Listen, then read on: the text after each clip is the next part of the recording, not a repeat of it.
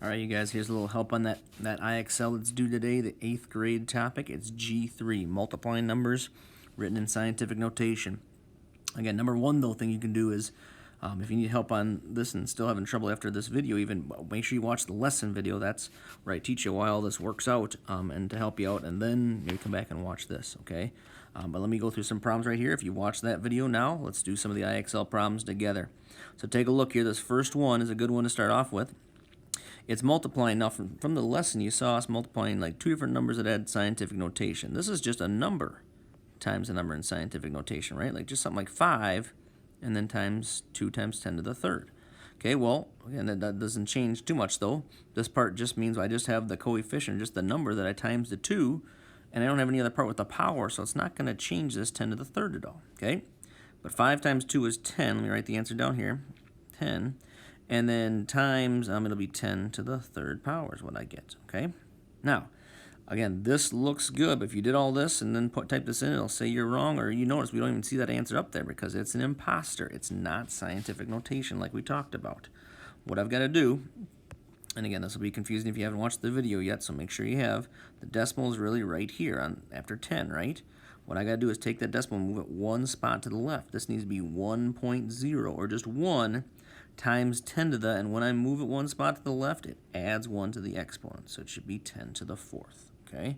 So let's enter it and see. Sometimes in this IXL, they're going to have you, where you have to actually enter the answers in, and sometimes it'll just be like this where you click on the multiple choice. So we had 1 times 10 to the fourth, I think it was. Good, okay. All right, here's one where you have to enter it in now. So again, I'll write the answer down below.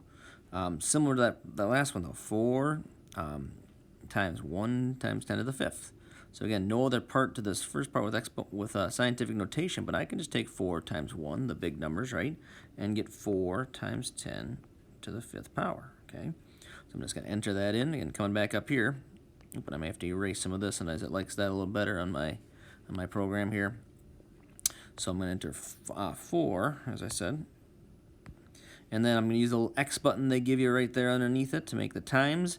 And then I'm going to put 10 in and then use the little exponent button too. And it'll give me an exponent, and it should just be still to the fifth. Okay? Submit. Great job. Okay.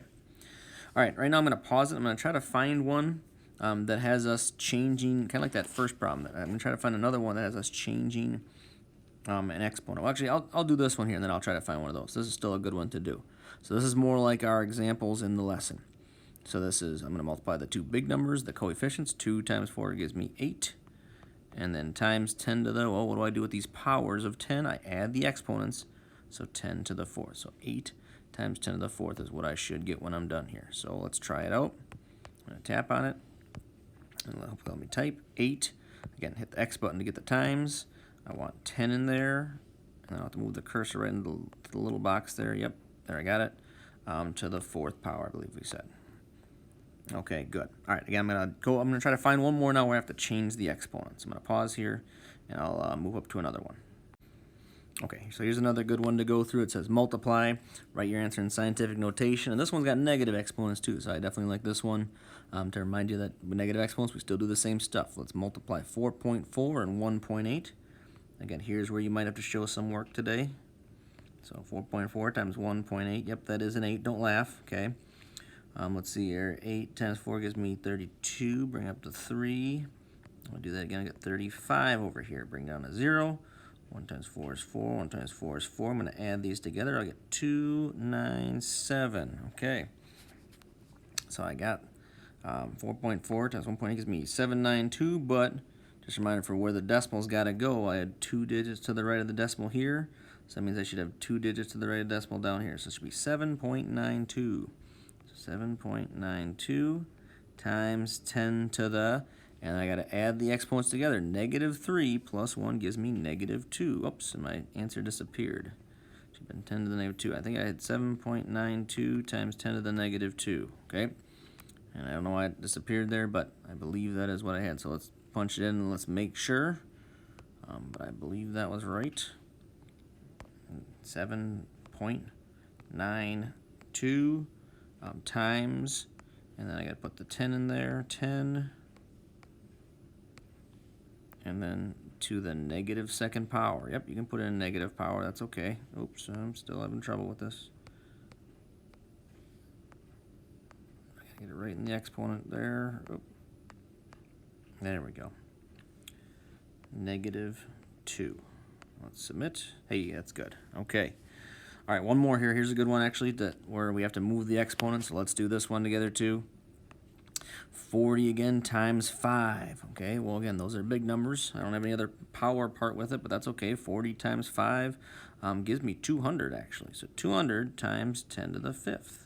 But again, now this, if you put that in, that'll be wrong, and you've noticed it's not even in one of our choices, okay, because it's an imposter. It looks like scientific notation, but it's not. It's a perfectly good number. I could take 200 and times it by 10 5 times and move it down, but this isn't scientific notation, and it wants it in scientific notation.